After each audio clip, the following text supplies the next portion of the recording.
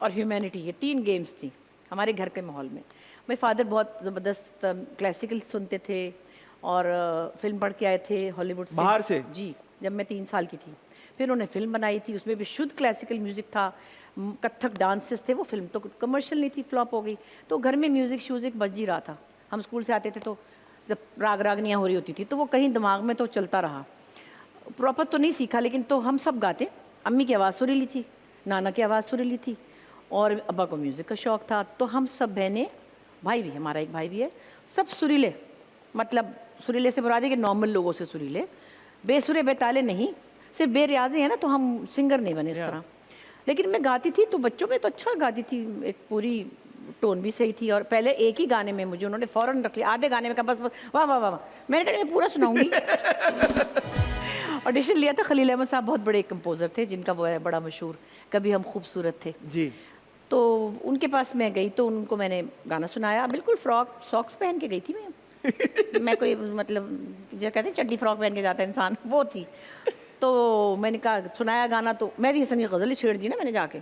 वो तो उन्होंने कहा ये तो पूरा मतलब है बच्चा लोडेड है। उन्होंने कहा बस ठीक है। मैं कहा नहीं, मैं तो पूरा सुनाऊंगी। फिर तो फ़ौरन रख लिया। तो खैर उसमें ये कि ये चलता रहा। से सोचना क्या था, पता नहीं सोचना क्या था, हमें तो आता ही था। और क्लास 2 में शायद 7 ईयर्स 6 ईयर्स की उम्र में नात की परफॉर्मेंस थी स्कूल में। तो वो शायद करेज भी था कि जाके खड़ी हो गई और नात पढ़ने लग गई।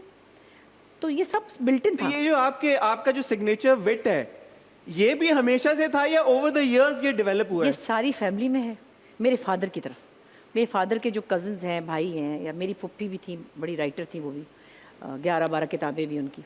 आप उनके पास बैठ जाओ कि पेट में दर्द, अब तो चली गई दुनिया से। लेकिन मेरी ददियाल वाले जो थे ना, वो बड़े ही मज़ाहिया थे, जिसे कहते हैं मजाकिया थे।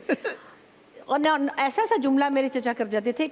कोई मतलब पीटीडीसी का जीएम था, कोई डॉक्टर था, कोई कुछ था, कोई सितार बजा रहा था, कोई तबला बजा रहा था, कोई बाजा बजा रहा था, डेंटिस्ट है मेरे एक चचा। तो वो सबके अंदर ये नेचुरल विट है, वो हमारी फैमिली में आई है, वो वहां से ट्रांसफर हुआ है। सब में है। और and what point did you transition, because आपने सिंगिंग को परस्यू नहीं किया। आपने बड़ा फेमसली आपने ये बोला कि मुझे पता लग गया कि ये म्यूजिक होता क्या है और सिंगिंग क्या होती है, इसलिए मैंने परस्यू नहीं किया। क्यों नहीं किया आपने परस्यू? ये क्या, इस बात की क्या मतलब, इसको एक्सप्लेन करें। एक्चुअली मुझे पता ये है, और ये बात हकीकत है, कि म्यूज़िक को आप जितना देते हैं वो आपको उतना वापस करता है। और जब मैं प्रैक्टिकल लाइफ में, यानी शादी के बाद ज़्यादा मैंने काम किया, क्योंकि मेरे फादर ने कहा भी हम गाना नहीं सिखा सकता, पढ़ाइयाँ करो, शादियाँ करो, अपने घर जाओ। क्योंकि हम लाहौर में थे उस वक्त, शुरू में कराची में थे, तो लाहौर में ज़रा माहौल ऐसा था कि उन्होंने कहा नहीं भाई मैं उस्ताद नहीं रखूँगा, अपना ये शौक़ वक़ पूरा करो और पढ़ाइयाँ करो और जाओ। तो बाद में फिर शादी के बाद जब काम किया तो बच्चे, तो उनकी ट्यूशन, तो फलाना, तो कुकिंग, तो ये काम वो काम, इतना कुछ हो गया कि म्यूज़िक को वो टाइम नहीं दिया जो देना चाहिए।